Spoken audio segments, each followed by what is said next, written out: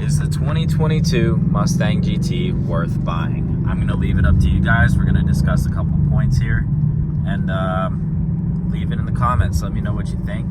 I'm going to give you guys my opinions, and I'm going to try to leave it, as unbiased as possible, given that I bought a 2022.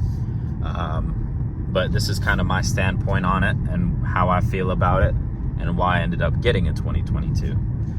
So the first thing I'm going to talk about here is pricing. As you guys know, the market is absolutely jacked right now. Anything from 18 all the way up to 2022s. There's really not much of a price difference, especially with the packages that I wanted. Even like the 2019s and 2020s, they were all going for low 40s, like 42, 43,000. Same thing with the 21s. They cost the same as what a brand new one would. But of course it have like 10,000 miles on it. So it's really hard to find a brand new 21. I'm not even sure if they're still taking orders on them. I know some people are still waiting on theirs. Thankfully I was able to get mine. But yeah, they were all roughly the same price, give or take, $2,000 or $3,000. And for that reason alone, I didn't want a car that was a 2021 model and us already being 2022. That might sound stupid, but just for me, it's already a year model old by the time it comes out, and I figured I would just wait, because I was going to order a car to get everything the way that I wanted. That's the second thing, really, just getting everything the way you want. I ordered this car specifically how I wanted it. I didn't get anything that I didn't want, and I don't feel like I'm missing out on anything, because I just didn't want it. One of those things being active exhaust. It's cool and all, I can go and, be quiet, be loud if I want to, but the exhaust is going to get changed. I can always add an active exhaust if I really wanted to. I could buy it used and do 4Scan with it, and I believe it works that way. So that's not really a big deal at all. If I really, really wanted it, I didn't. Same thing with Performance Pack.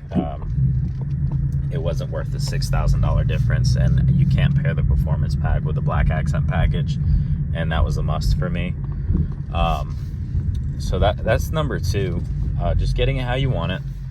You're not having to settle for anything because they didn't have it or because you can't find it. So just go ahead and order one, okay? We've also got modifications and like vehicle history. All right, so for me, I like knowing the story behind my car, what's been done to it, like maintenance history, driving habits, all that stuff. So a big thing for me is when you buy a used car, because you can't find the 2021s brand new hardly,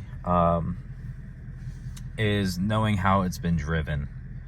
I feel like that's very important because I know I'm pretty young, but I drive my car pretty nicely.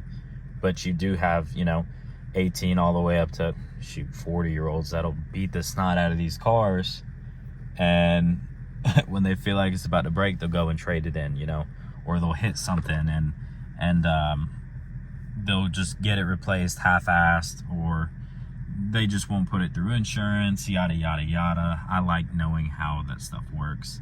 I know for my last car, it was a boosted vehicle. I went in and took everything off, put it back to stock, and traded it in. I just didn't want to be the person on the other end of that. Of course, I didn't sell the dealership junk, but, not everyone will do that. So that's another option, another thing for me. Third, I like the process of building a vehicle. Spending your hard work and your hard-earned money on it. It's just like some kind of satisfaction to me. They say built, not bought.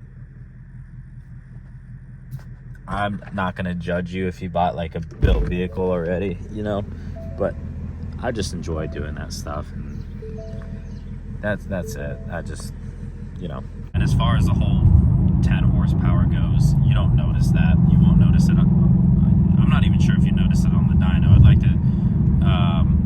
like to go and, you know, compare to see what like actual numbers are, get to stock Mustangs, you know, and see what it'll put down on the dyno, and see if that difference is still there with the auto 10 speed versus the, you know, MT82 car. I'd like to get a couple cars together and do that, but yeah, anyways, I mean, at least on the butt dyno you don't feel it. Maybe there'll be some differences on a real dyno, but as far as I can tell, I mean, it's about the same. Yeah, guys, stay tuned. We will catch you guys on the next video. I've got some more stuff on the way. You know, everything's back ordered because of COVID, so I'm trying to keep content out there, doing the best I can. So if you guys don't mind liking and subscribing, support the channel. And by the way, this short throw shifter, money, I dig it. But ADHD. All right, I'll see you guys.